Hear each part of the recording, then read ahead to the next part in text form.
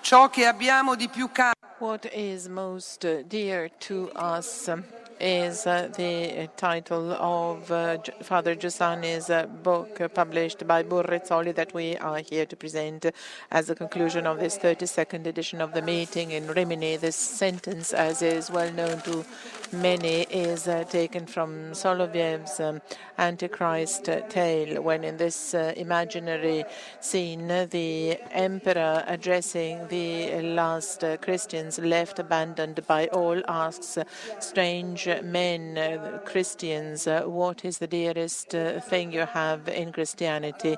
And Starlet John stood up and kindly said, as Solovyov says, what is most dear to us is Christ himself and what arises out of him. In Easter 1988, and this is the story of how we have received this sentence and how it became the title of the book. At Easter 1988, the volunteers had spread out a flyer in the universities proposing this passage of Solovyov, and one of the people in charge of the equipes, and this actually completes the series of the equipe books reporting the texts and accounts of the equipes. Well, at the meeting of that year, at the meeting of the equipes, reflections were focused on those that arose of the statement by Solovyov and all the work that had been done at university. This book gathers the equipes of 1988 and 89. The equipes were assemblies which Father Giussani used to hold with university students on a regular basis. The interesting methodological approach is that in these equipes, he always relied on the experience of the young people, on what had happened and what a certain provocation had given rise to.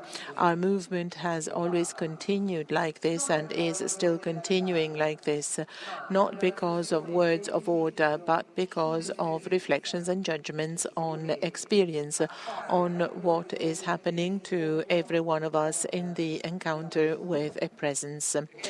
Because what happens and what used to happen then, and the texts of the equipes showed this, was that the attractiveness of the charism-generated experience and reflection and judgment on experience make people go ahead and walk. The book explains that it was so in the past and still is.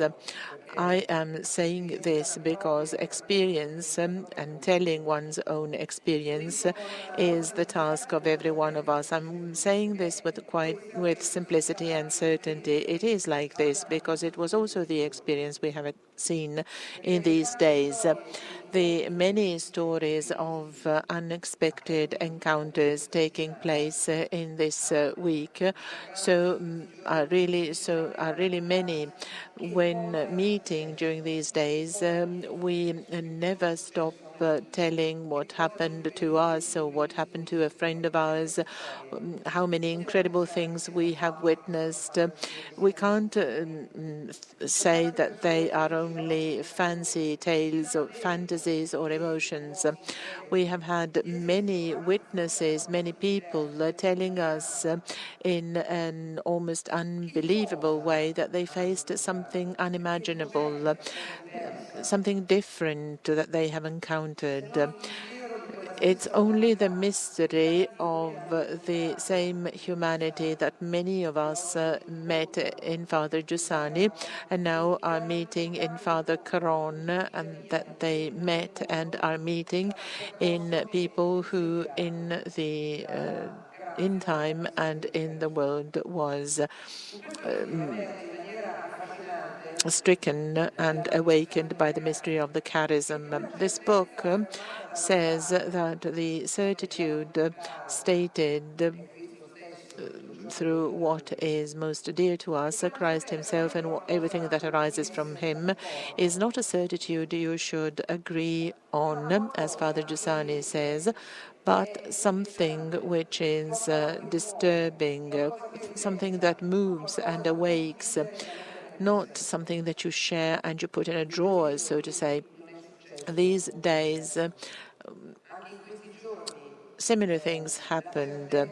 Also, in these days, certitude turned into commitment, mobilization, and empowerment, taking responsibility. The text starts with an equipe where Giussani raises the question of the human emergency. Why? Because man is a bundle of reactions, most often in the hands of fear. And continues Father Giussani, what can give identity to what is human is finding certain men in a different human reality. And then he adds that this different human reality is not a consolation, it's not something that allows you to come to terms with something, but it's a dramatic, disturbing reality. It's the certainty of a concrete love which dramatically enters life, shakes it because it enters the life to change it. There is no change which somehow is a way of being hit and shaken. The same happened also during these days. Also in these days we saw men and women that were sort of shifted from their certitude, moved by a certitude which they have encountered and which lives. These days we have experienced, faced with this certainty that it is not something that we can put in a drawer, but faced with this certitude we need verification, scrutiny, sacrifice. Work is work. It's not a philosophical thinking. Commitment in life, it's something concrete. The gratuitousness that many of us showed these days. Work is sacrifice and also pain for many. Work is the prayer with which many people accompanied us these days, and from everybody's work we were able to obtain the meeting, and this work made all of us protagonists. One of our Egyptian friends said that the values of friendship, love, etc., were seen walking in the legs of people here. In the preface to this book, Father Caron says that this work is the road shown to us by Father Giussani to defy the world which is inside and outside us on account of the strength of what is most dear to us, and to verify that faith is a continuous flow of novelties which make life more great and happier. That's why we can state the same sentence that the starret John also mentioned. The two guests we have invited here, the two speakers, will show that the sentence of starret Giovanni can be a sentence of every one of us. We have invited two people here who, through their testimony, could show to us what is dearest to them. Professor Borgna, a great friend of Father Giussani and also of the meeting where he took part in previous editions, is well known to you. He needs no introduction. Also, Father Aldo needs no introduction, considering the applause that greeted them. He is the head of the psychiatric hospital in Novara, and he is responsible for the Maggiore hospital psychiatric ward at the present time. He held a lecture during one of the equipes, and Father Giussani quotes him with great enthusiasm and analyzes the contents of his lecture in great depth. Father Aldo is one of the most well-known missionaries of the St. Charles Borromeo fraternity in Paraguay. In Asunción, he is responsible of a clinic for end-stage patients, and in the parish of Saint Raphael, he built a nursery school, a primary school, a farm where also non-end-stage AIDS diseased people can be employed. A sort of supermarket of charity, as Father Caron says. They will also make their contribution to the certitude that we have been discussing these days. Now the floor to Professor Borgna.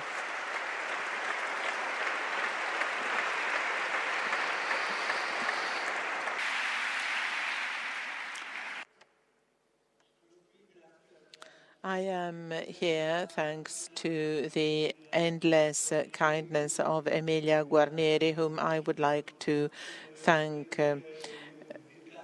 She boldly wanted to invite me to this meeting.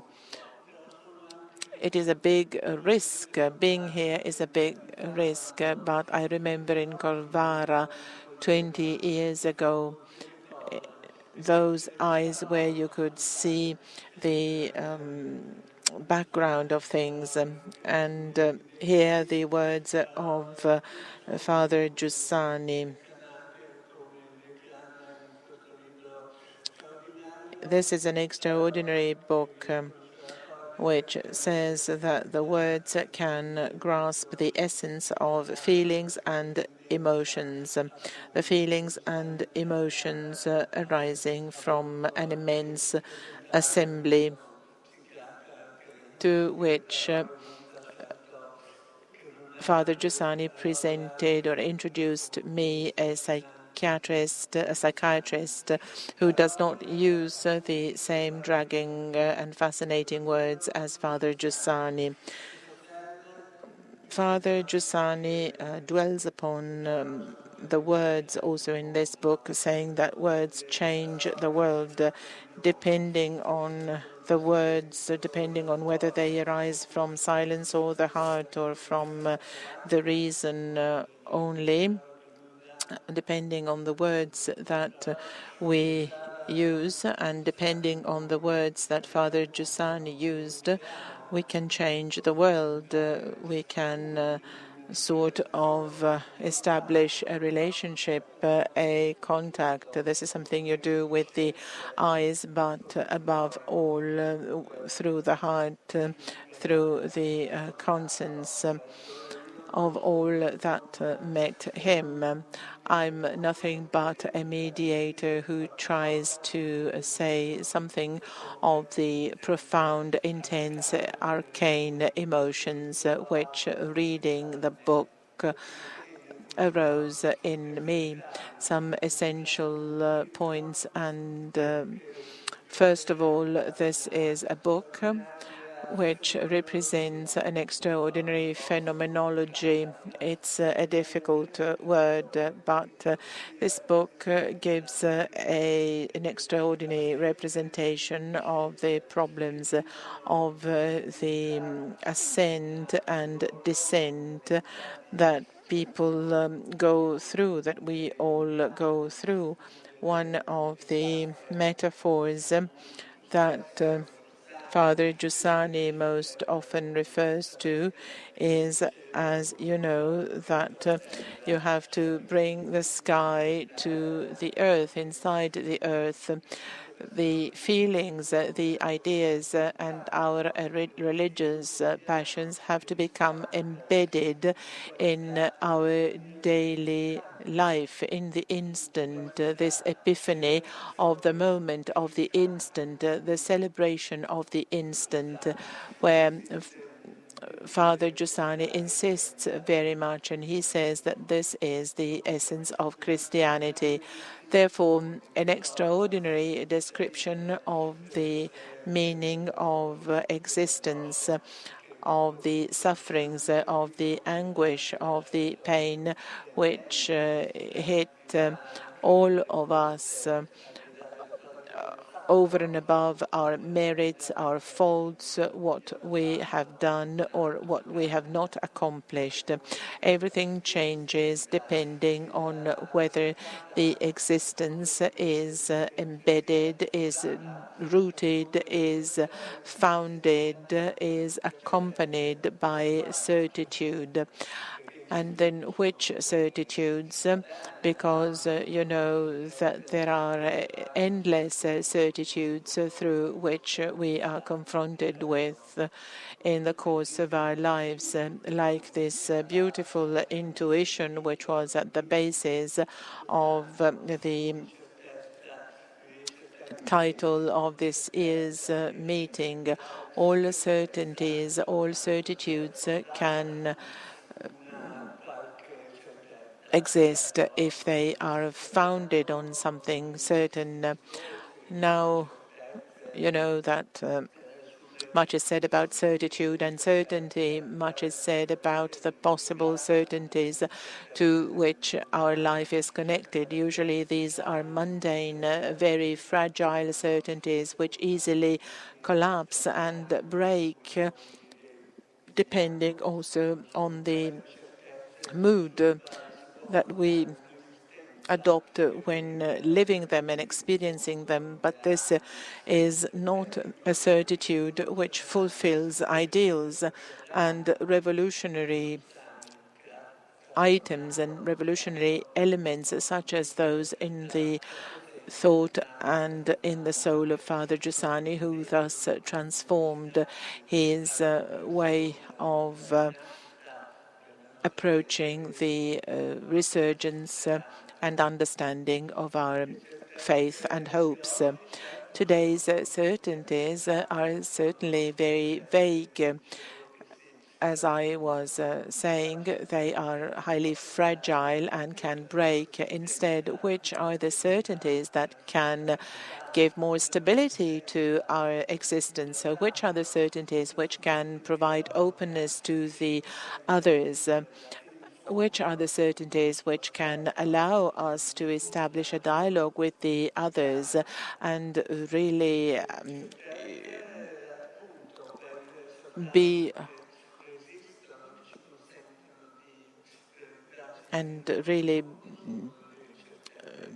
approach the others in a lively elan. This certainty is the hope in a faith which goes beyond our life. In the meeting of 2000, Father Giussani said very important words that you may have heard. An open life, an infinite life, can grasp infinite languages spoken by the souls. At the meeting in 2000, Father Giussani said that the only station where the train of eternity stops for a second is hope. Only if hope lives in our hearts can we dispel the clouds surrounding our lives and grasp the light of hopes, not the daily hopes which may disappoint us and prevent us from achieving what we would like to. Life, as Father Giussani wrote also in this wonderful book, is something different.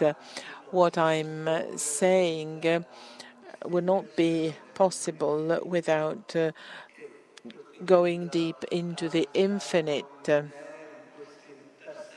And this was possible thanks to this book in its very deep and moving passages. So the train of eternity stops for a while at the station of hope. Hope makes it possible for us to see this train. Similarly to the fact that we can't live without hope or accomplish something without hope, it is not even possible for us to live without certainty, without certitude, without certainty of the absolute.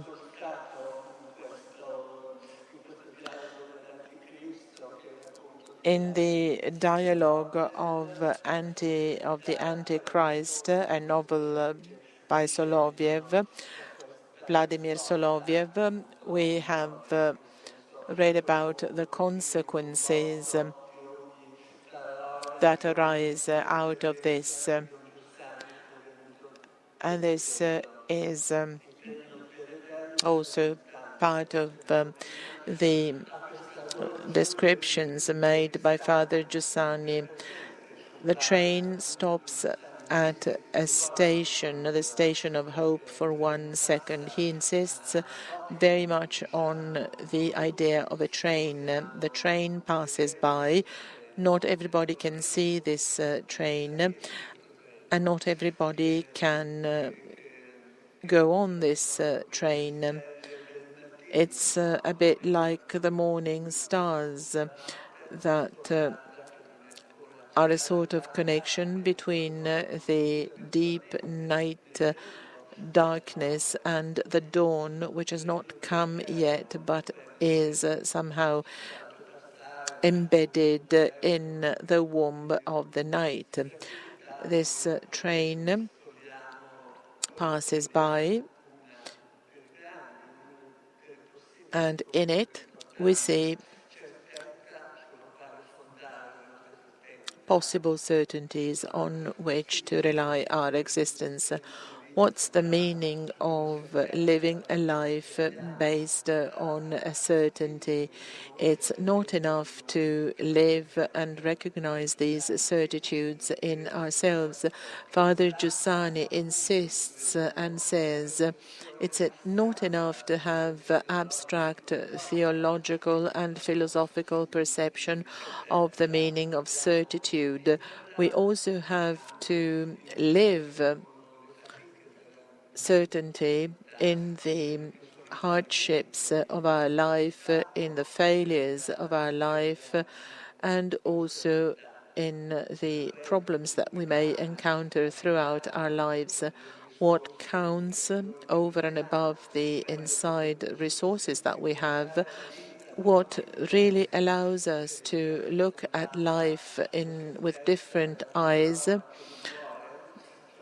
is foundation on the certainty of the word which does not die and which does not pass by. And this allows us to be confronted with very painful, heartbreaking experiences of life. In the book, this metaphoric capability of Father Giussani's language is clearly visible. It's very similar to important pages of the past centuries. For example, in the pages of Saint John of the Cross, the theological language is expressed through images and metaphors, because the ones which allow Father Giussani's address and discourse to be perennial is precisely this. 20 years have elapsed since those encounters took place. There were 288 or 289 encounters.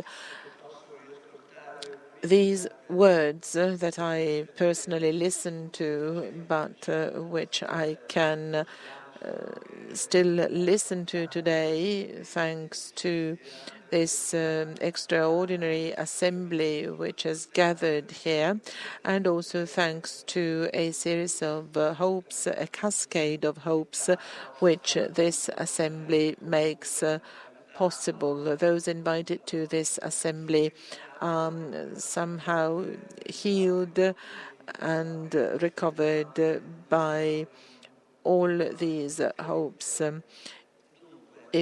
especially if you have wounded memories. An existence founded on certainty changes the way we look at pain, which is one of the unchangeable realities of life, one where we can't abdicate. Father Giussani's words are very intense and passionate in this respect. His words are really moving.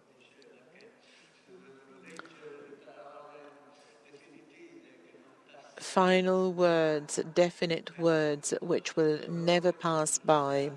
Pain, which Father Giussani grasps and manifests. He revives pain with such an incredible intensity and current value. But these words will never pass by because they are not confronted with the problems of all of us here and the rest of the world. The problems that Father Giussani is mentioning in this book are the problems of life and death, the problems of voluntary death, the problem of hope, the problem of salvation, the problem of recognizing this thirst for the infinite which lives in ourselves and which cannot become extinguished. It is not due to cultural superposition, but it's based on very profound insights in life. Abolishing pain. There are some very nice and painful, heartbreaking passages in this book when Father Giussani refers to a journey that he had undertaken with some scientists going back from Rome. They were telling him about an age in history where happiness would be the only thing in life, where suffering and unhappiness would have disappeared. Father Giussani says, also accepting that this is possible, this is only possible through an intolerable sacrifice, which is the cancellation of pain, the cancellation of the many reasons of unhappiness which have affected our past and are also affecting our present time. The way in which we confront ourselves with madness also changes. The pages in which Father Giussani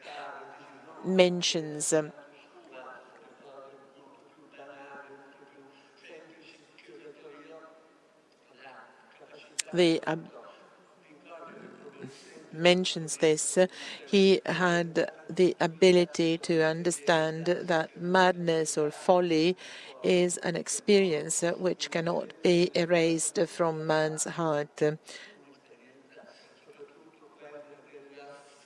The experience of folly, even if these seem cold and hard words, was faced in a very humane way.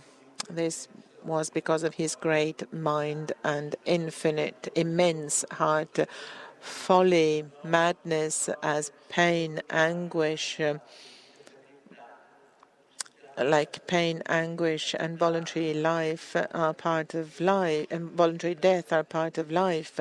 It's a matter of recognizing them as the sign of the grandeur and fragility in all of us. Only a project, only faith, only hope, only this uninterrupted pathway of faith, which is reproposed by this book, can help us. This book touches extraordinary levels. This book is an initiation to the understanding of life, the understanding of the certainty of a life which is worth living, and at the same time it is a big invitation to consider that nothing that happens around us can be erased, can be cancelled and forgotten. In my heart, certainly, the Ninth Symphony of Beethoven still re-echo, joy, joy. But in my heart, also the words of that day re-echo in which I was with Father Giussani. Very similar to the words of Schiller that composed the words for the Ninth Symphony of Beethoven. I hope that these words of mine have told something to your hearts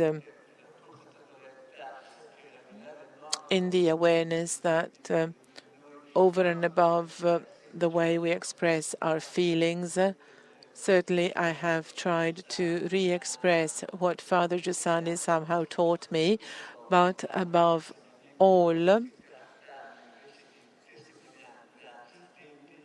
is vivid, clear testimony which was as bright as a star and without which my life would not be what it was. Thank you very much.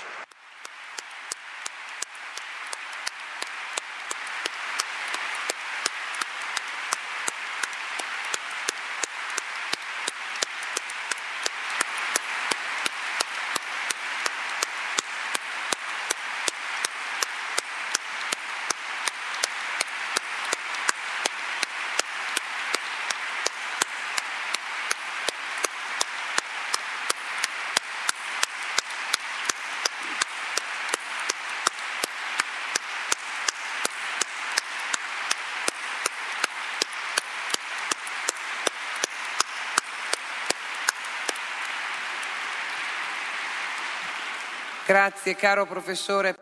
Thank you, dear professor, for the moving kindness and sweetness with which you showed us what the experience of Father Giussani was. The greatness of your person shines even more following Father Giussani's, the meeting with Father Giussani. Thank you very much for this account.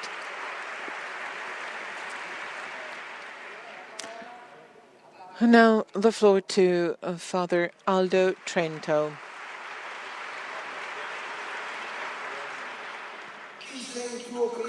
Who are you, Christ, allowing me after 22 years from when I heard these words from Dr. Borgna,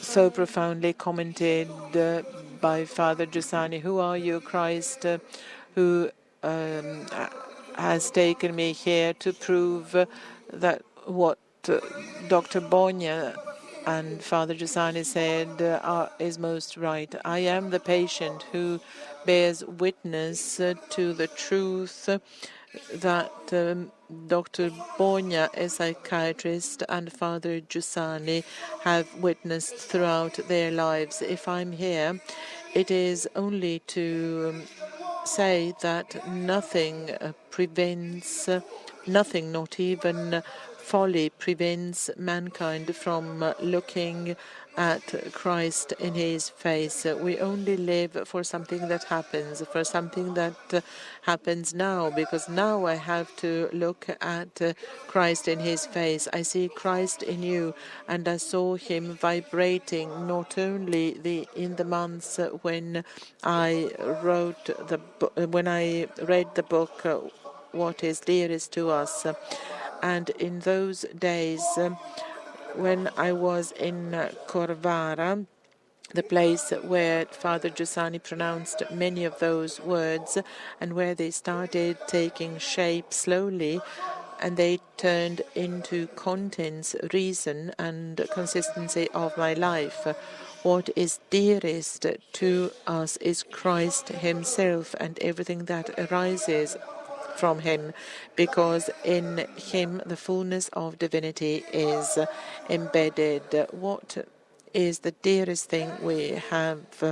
What do we have which is more dear than Christianity?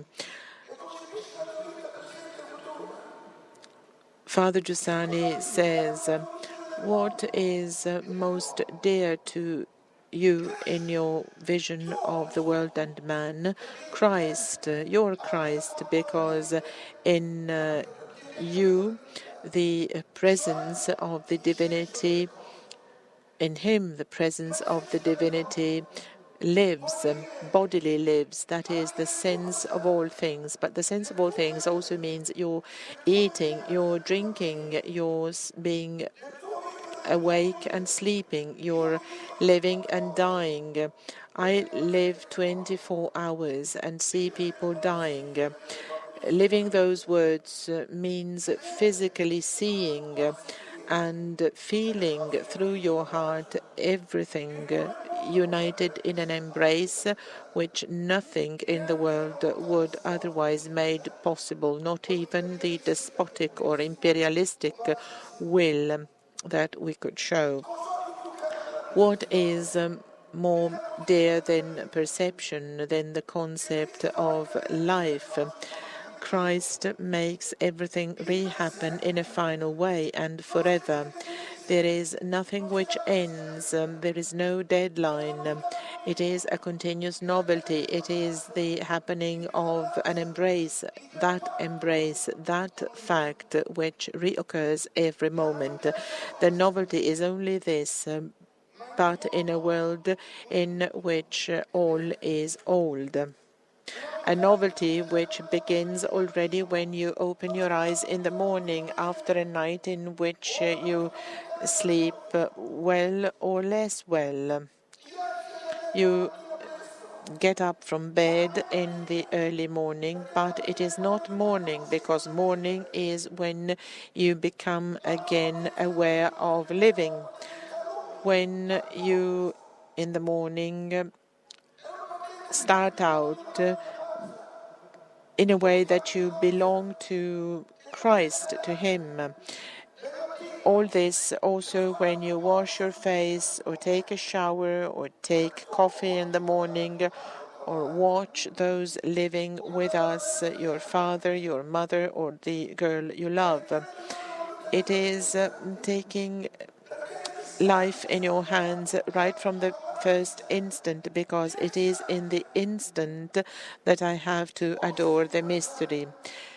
Some weeks ago in the liturgy of the Mass, the mystery was talking to Moses and said, "You are the smallest, you are a neurotical among the many peoples larger than you.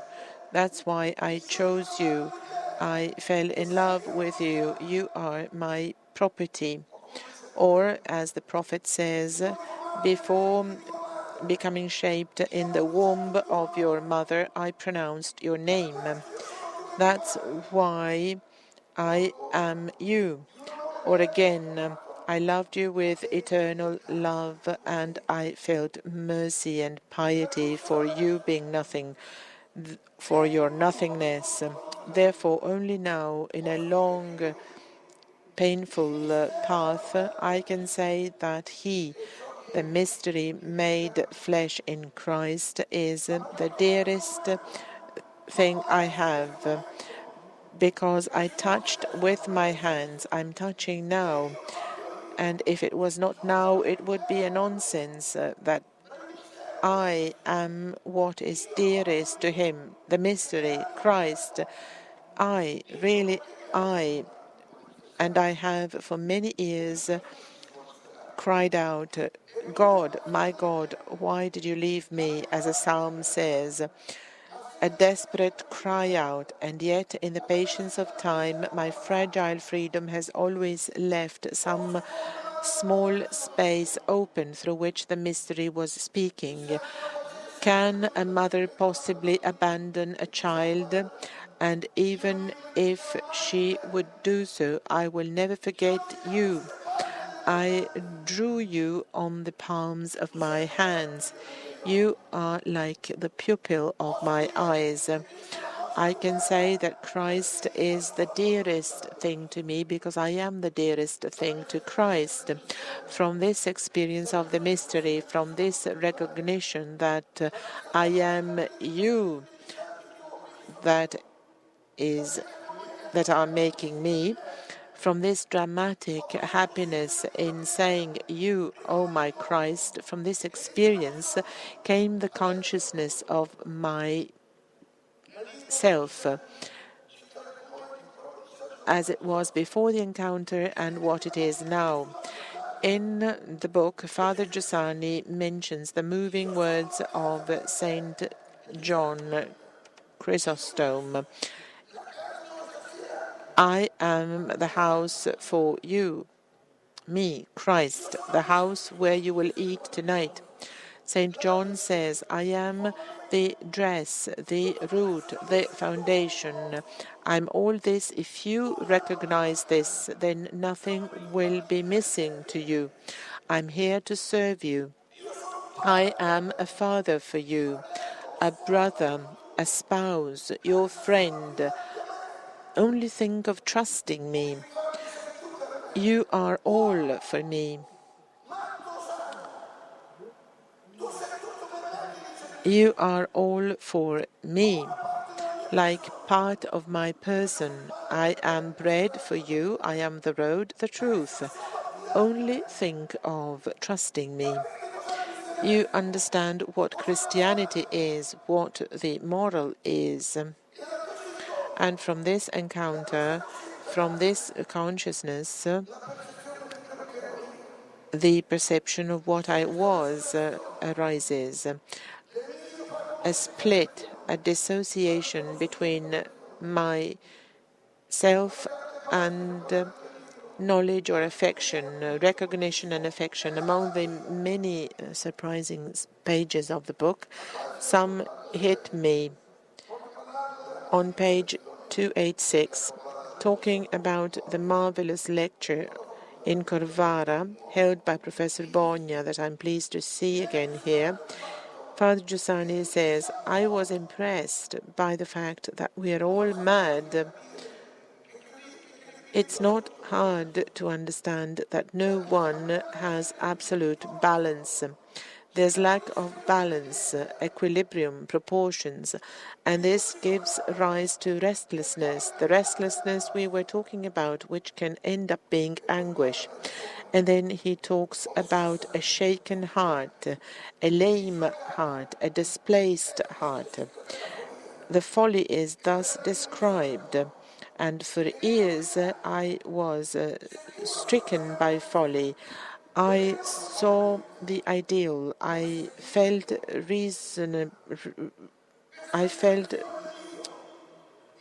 that there was something reasonable, but my feeling was rebelling. It was a dissociation of the self that Father Giussani was talking about. I saw something like a leg on one side and the other leg on the other side, the eye in a place and the other eye in another place. The folly belongs to everybody because, as Father Giussani said, madness or folly is the result of the original sin. It was a split, a dissociation. I was looking at reality as if my person would not exist, a schizophrenia, a division, a subdivision, a split, a terrible disease which made me shed blood, and the only outlet I could see was madness. I only felt as a bundle of reaction, where reason was uncoupled from affection, where I was dominated by fright, anguish, and fear without any horizon. I was very well described by a famous sentence by Tarkovsky, mentioned by Father Giussani. Man has abandoned his bottle and his stick. His house is no longer a horizon, but a place where to hide. I was like a retired person, and I was 40. Recently, a mother full of pain wrote to me because psychiatrists had issued a sentence on his son, aged 23. He had bipolar disorder, borderline personality, retarded adolescence, healthy but not willing to work. These words could describe my own life. How was I saved and rescued from this dissociation? How was Christ able to reconstruct myself, and is still doing so through the encounter, but not any encounter? An encounter where I experimented the same tenderness of Jesus with John and Andrew, Zacchaeus, the Samaritan, Matthew. Through the encounter I was desperately looking for, I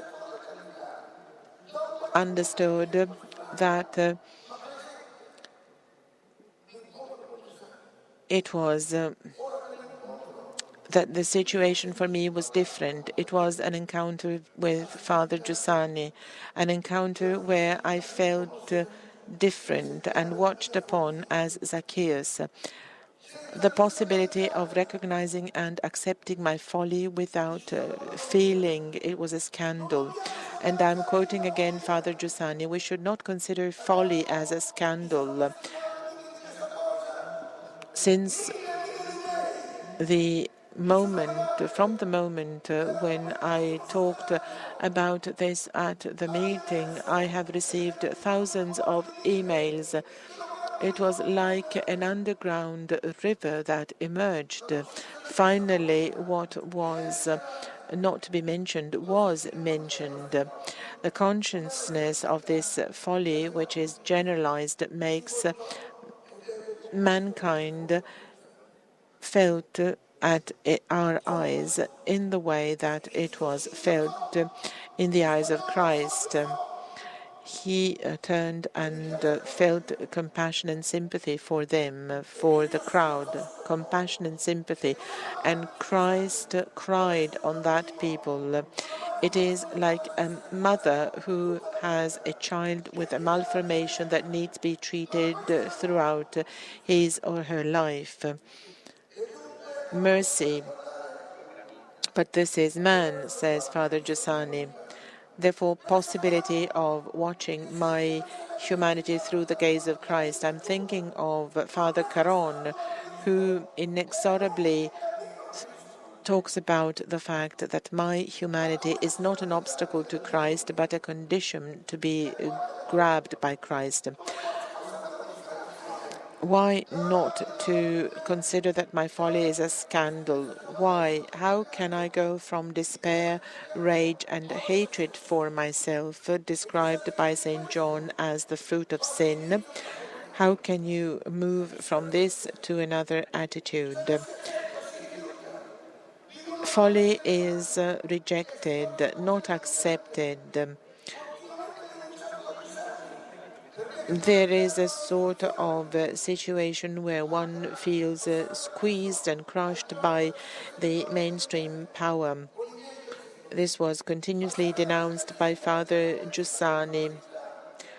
All this aimed at destructing the self. I had a lot of weaknesses and frailties. They were piercing me. And how could I move from those to certainty that the life is grace and a gift? Many people write to me and say, how can we have the certainty that life is grace and a gift? How can we experiment the possibility of becoming innocent again every morning? The answer is an embrace being received. I remember the day when I received that embrace, March 25th, 1989. The following day,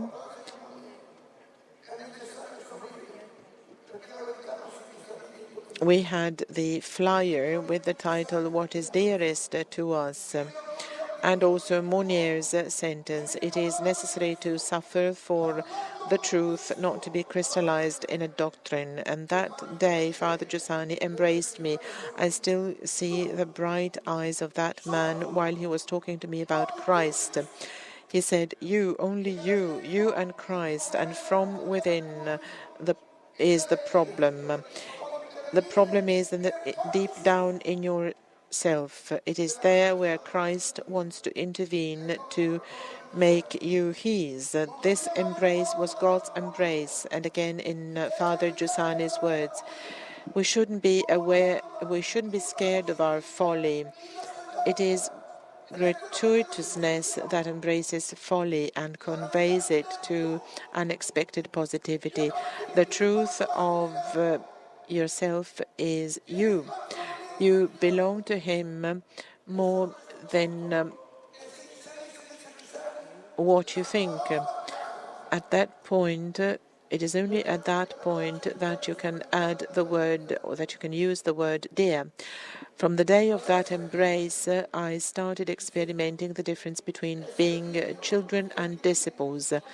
Being a child meant to feel of the same nature of that man. And I saw this in the way he looked at me, a way that is only possible in the eyes of a father who, watching you, makes the real conscience of yourself arise and makes you feel that you're part of Him. You also feel that you will no longer be alone. This experience, this obedience, is a necessity. It's like answering to an act of love, as was the case for Jesus. Being disciples is like being dragged by something.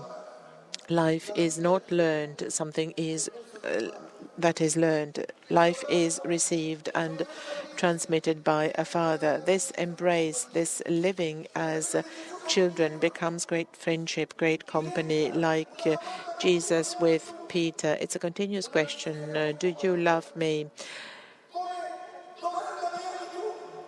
The question, do you love me? But also sense of belonging, gratuitousness, and at the same time help, sign and mystery, sacrament and support. The company helps in this fight, says Father Giussani. We shouldn't be scared of our folly because we are embraced by God, by that God that allowed this folly to fill all of His nature of God, His mercy and His forgiveness.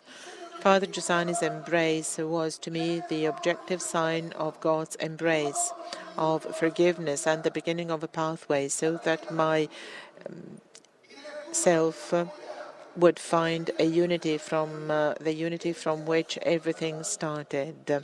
Everything started in that embrace, in that being felt, in myself being felt as a child. And this is where I started from to build the most significant work in my life, that is myself.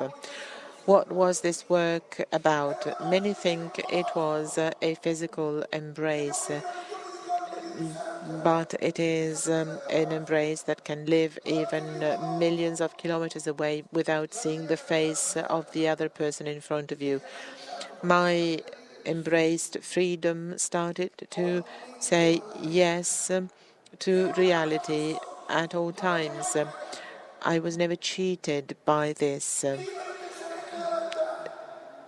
Living reality in an intense way. The circumstances of life. First of all, Father Giussani sending me to Paraguay. He told me, go. He was aware that I was not losing anything because his was an act of love. In a totally reasonable trust in he who, with his paternity, asked me to leave everything, to retrieve everything. It was a long work, and I would like to mention a very nice page on Saint Augustine. Saint Augustine describes despair and sadness following the death of his friend.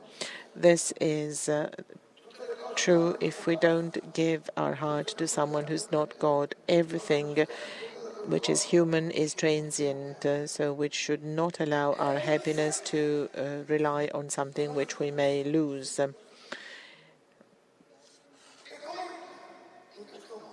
The British writer descends from Saint Augustine and says, from all arguments related to love, the one that I like most is the one that refers to being prudent. But when I answer this call, I feel far from Christ, dear Augustine. If I'm certain of something, is that his teaching never had the aim to strengthen my innate preference for certain investments and limited responsibility.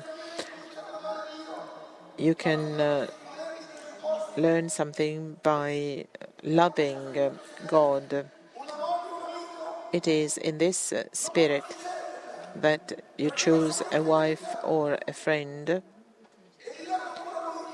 And again, Lewis says, God appreciates more the love of a prostitute that suffers than the love of someone who does not suffer.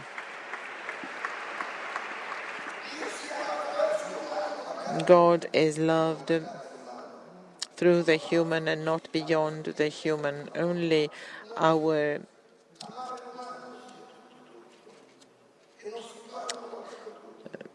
stupidity can lead us to think like this.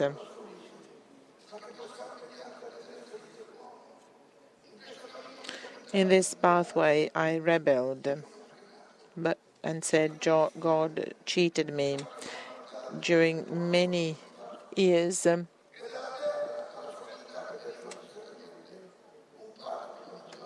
I have seen that it is from the earth that the solidity comes. Wait calmly. You need to suffer. But in the moment that he sent me to Paraguay,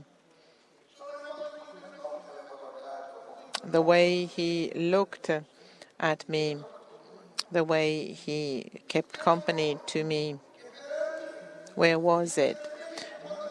In my mind, there were a lot of ghosts. I was about to become mad. I was unable to recognize truth, and I would not make it without Father Giussani. You must suffer so that truth doesn't crystallize in a doctrine, but arises from the flesh.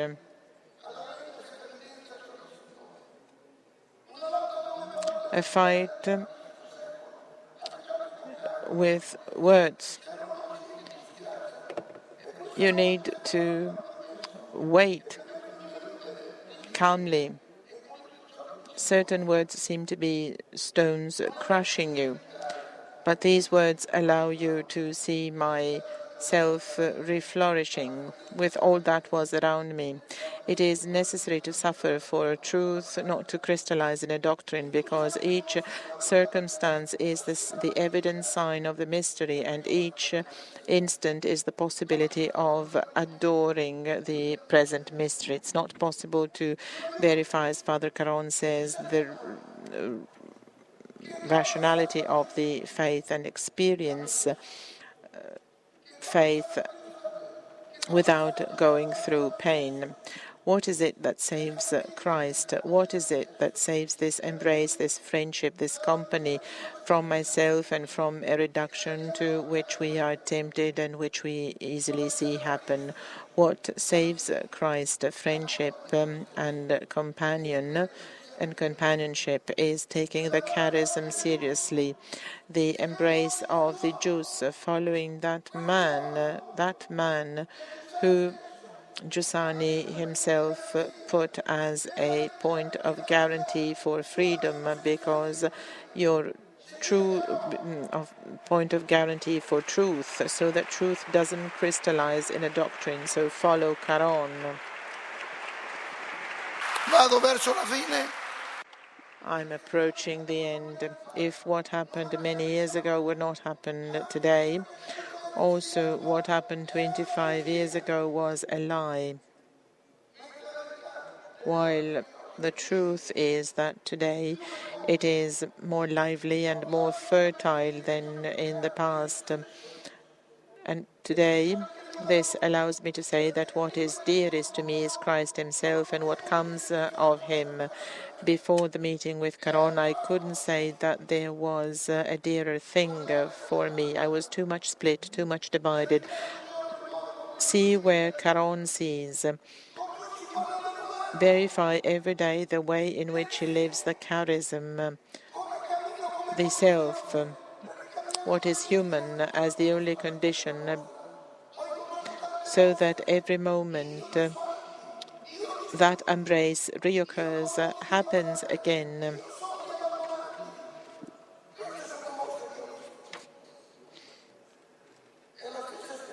The same experience of friendship with Marco and Cleusa that you all know was very important for me, because from that friendship, that friendship arose out of Caron's gaze on us.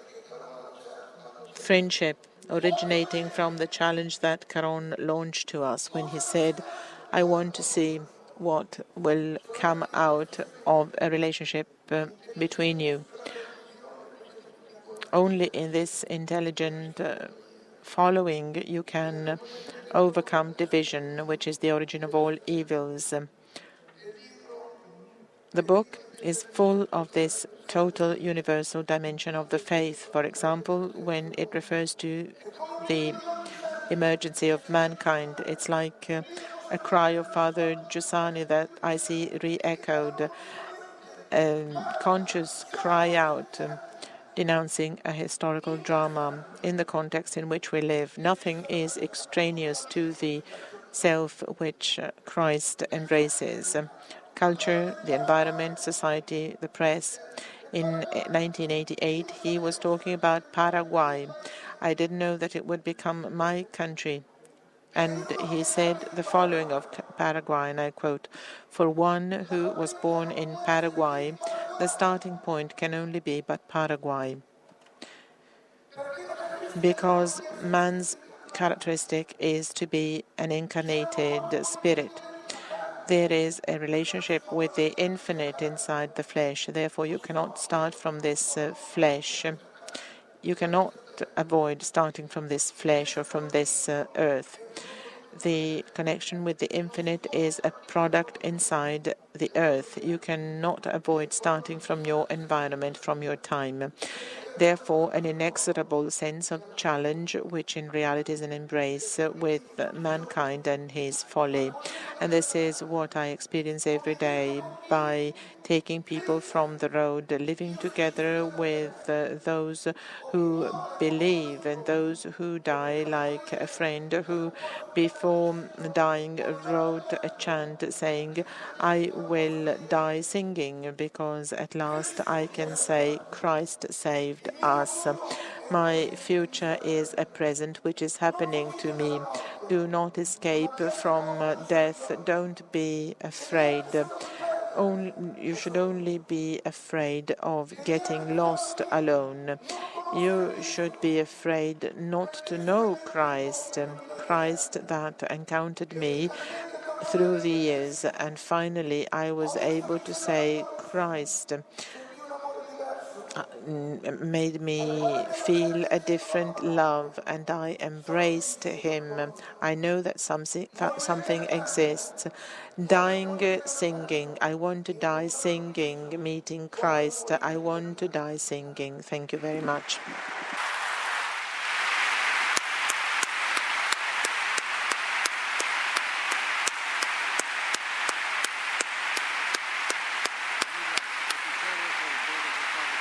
Hai visto che mi era cascato?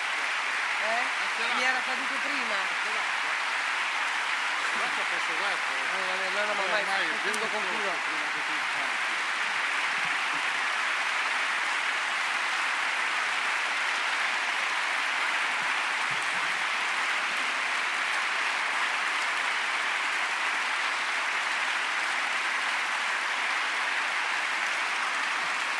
Grazie Padre Aldo. Thank you, Father Aldo, for this testimony which enabled us to see and touch what happens of a man who is grabbed, but what is most dear to us. He showed us the meaning of existence becoming an immense certainty.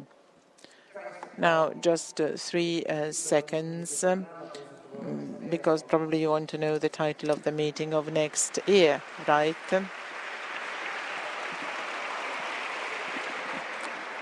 Allora, un secondo per ringraziare veramente tutti. Just 1 second to thank everybody. We spent time in company with each other. We looked at certainty these days. And just 1 second to tell you that the final press release of the meeting will be found, I think, on our website. So I'm not going to read it. And another second to tell you that the next edition of the meeting will be from the 19th to the 25th of August 2012, and the title will be "The Nature of Man is a Relationship with the Infinite." Thank you very much. Grazie ragazzi.